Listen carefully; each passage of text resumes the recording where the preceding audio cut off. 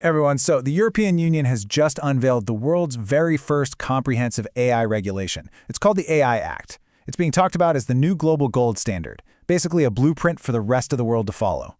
But here's the big question. What happens when good intentions and a rulebook designed for Europe go global? Let's get into it. Okay, so what is this thing really? Well, at its heart, the EU AI Act is a huge deal. The goal is really ambitious and, totally well-intentioned. It wants to create a safe and trustworthy AI ecosystem by sorting systems based on how risky they are, all to protect our fundamental human rights. But this is where it gets complicated. The Act was built on a foundation of European assumptions. A world that's rich in data, has mature legal systems, and is really focused on a specific set of individual rights. So what happens when you try to apply that one-size-fits-all model to the entire planet, especially to countries in the global south?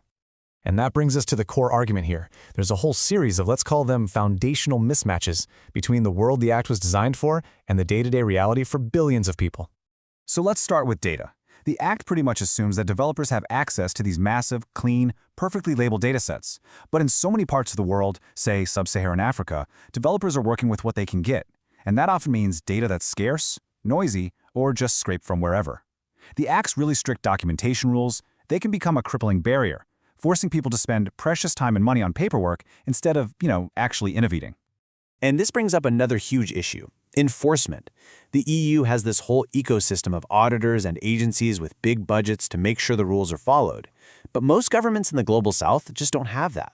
So if they just copy-paste these rules, they risk what's called paper compliance.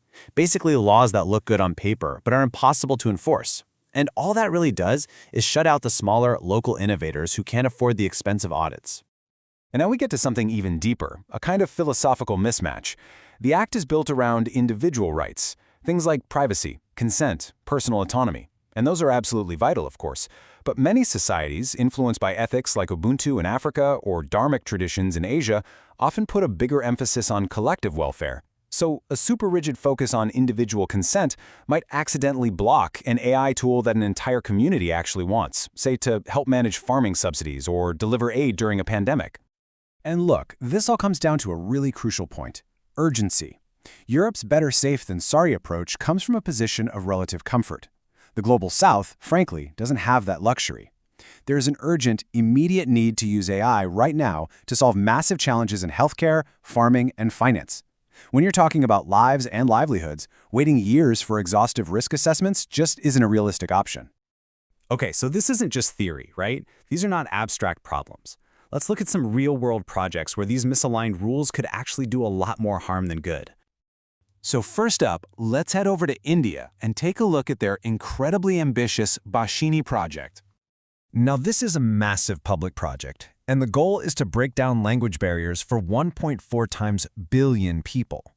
It's all about democratizing AI, letting startups and researchers build things like voice assistants and translation apps for hundreds of local languages, which can then power everything from government services to tools for rural communities. But here's the catch.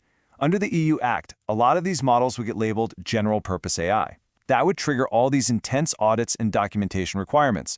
For a public project that's designed to be open and move fast, that kind of procedural weight could completely derail India's whole effort to make AI truly inclusive. All right, now let's jump over to Kenya's Silicon Savannah, where there's some incredible innovation happening. Here, you've got agri-tech startups using AI to give smallholder farmers absolutely critical advice. They analyze satellite images and weather data to warn them about things like pest control and crop diseases. Tools like Hello Tractor can literally save billions in crop losses. This is a direct boost to food security. It's incredible stuff. And this example just perfectly illustrates the problem. The EU Act would classify these exact systems as high risk because, well, they affect people's livelihoods. But that classification triggers incredibly expensive assessments that a small startup in Kenya could never, ever afford. So what happens? You risk killing off homegrown solutions and creating a new kind of digital colonialism where only the big foreign companies can afford to operate. This quote just cuts right to the heart of the matter. It completely reframes the whole debate. Where one part of the world sees a high risk that needs to be contained, another sees a high opportunity to solve fundamental human challenges.